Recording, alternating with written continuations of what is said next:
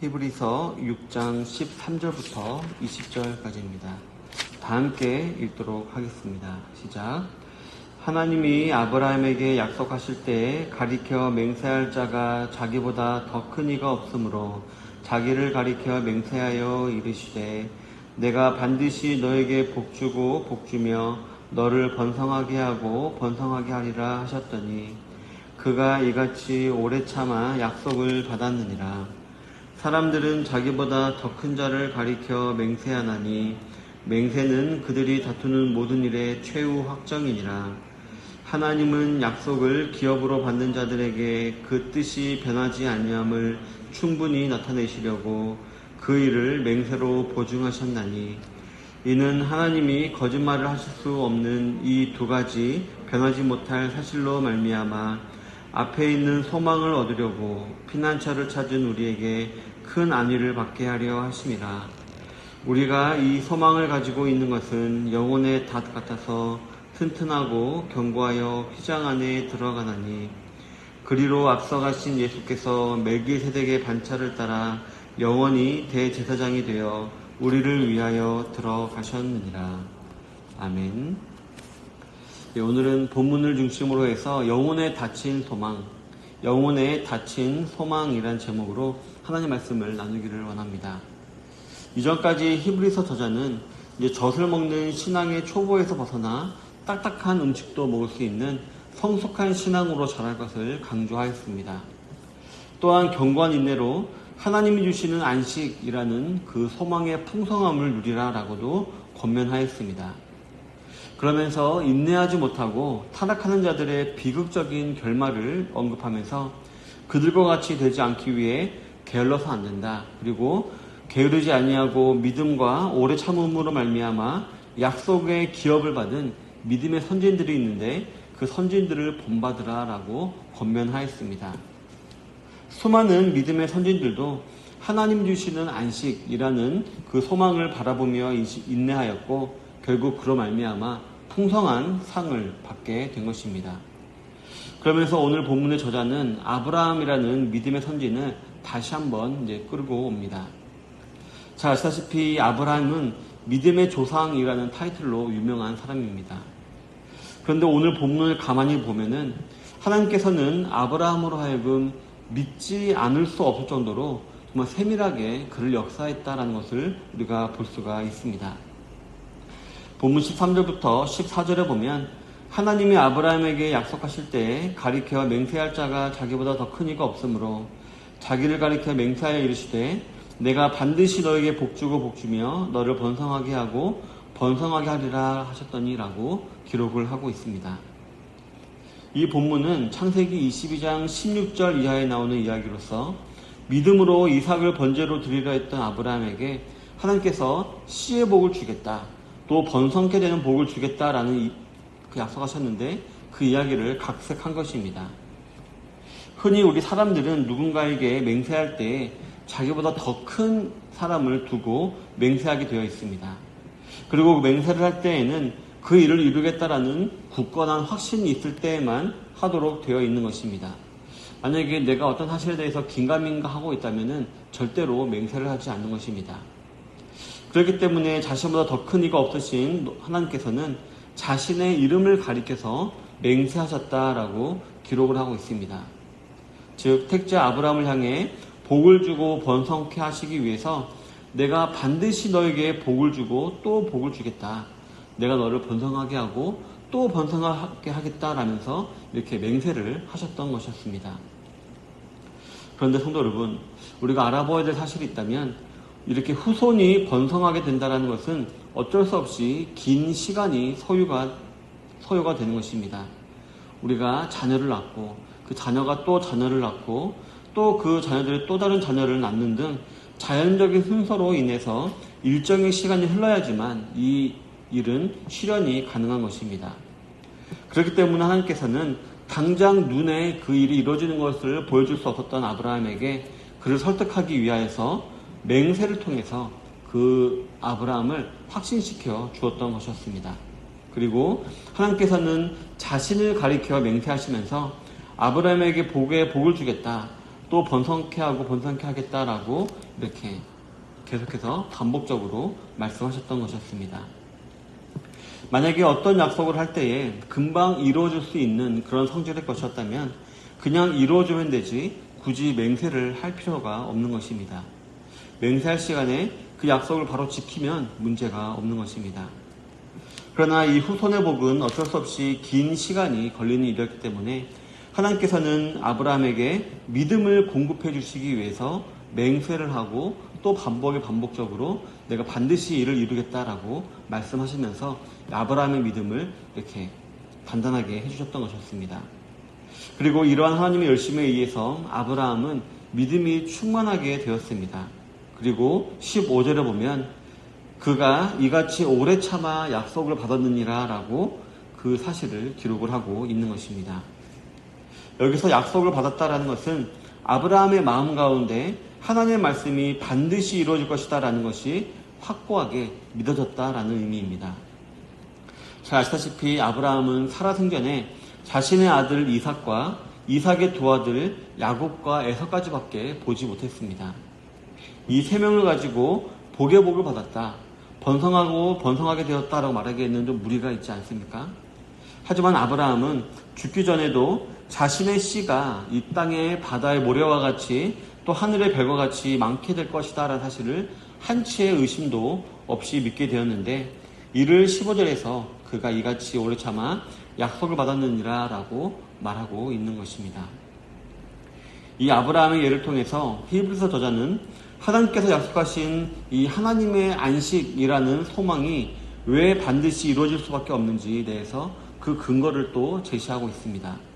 그 사실이 16절부터 18절에 기록이 되어 있는데요. 먼저 16절에 보면 일반적으로 사람들이 맹세를 할 때에 자기보다 큰 자에게 맹세를 하는데 자기보다 큰 자에게 맹세를 하는 이유는 만약에 내가 이 약속을 이루지 못하더라도 내가 맹세를 한 그 큰 자가 그 일을 대신해서 반드시 이루게 해줄 것이기 때문이라는 것입니다. 마치 돈을 빌릴 때 다른 사람이 보증을 서주는 것과 같다는 것입니다.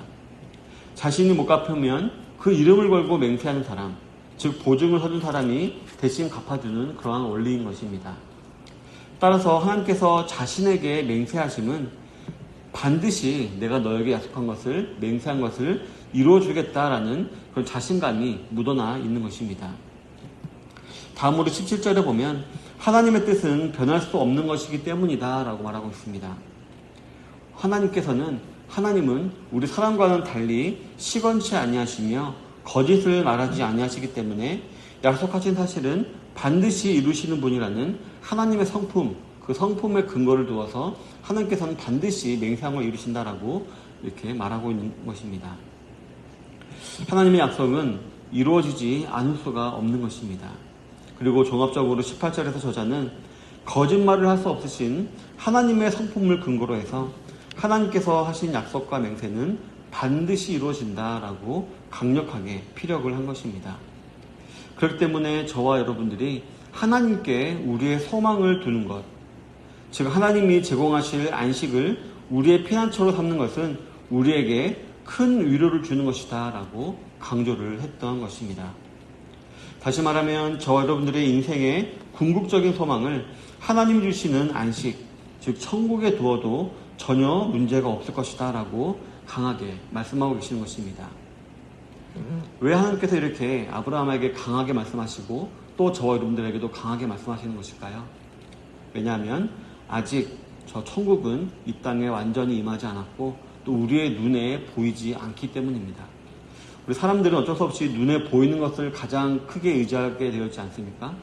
그렇기 때문에 천국은 아직 우리 눈에 보이지도 않고 우리 안에 이루어졌다고 하지만 아직 우리가 잘 알지도 못하겠고 그렇기 때문에 우리가 의심 가질 수가 있는데 하나님께서는 그런 의심을 하지 말아라. 내 말을 확실히 믿어라. 나는 거짓말을 하지 않는 하나님이다.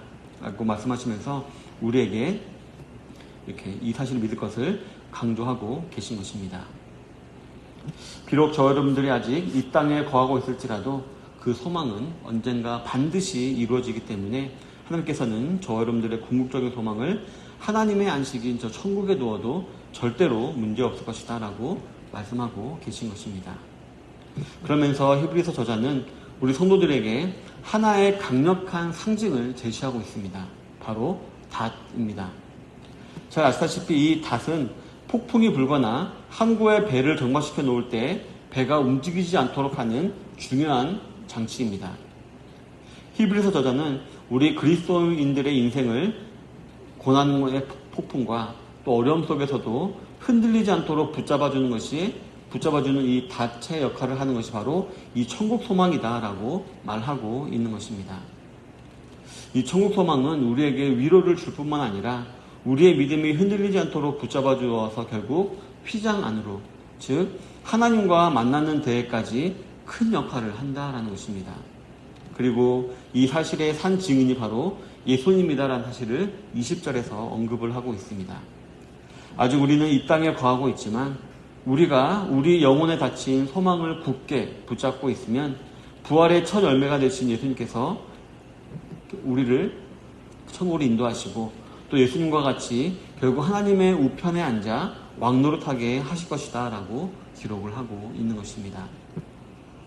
사랑하는 성도 여러분, 혹시 우리 성도님들 가운데서도 이제 보신 분들이 많이 있을 텐데 며칠 전에 제가 우연히 그 쇼생크 탈출이라는 영화를 다시 한번 보게 되었습니다.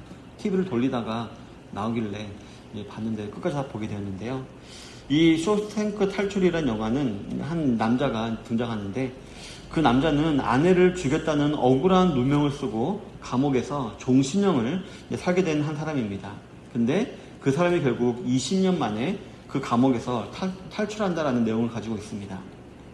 이 사람은 처음에는 모든 것을 단념한 채 그냥 감옥 생활에 적응을 하려고 했었습니다.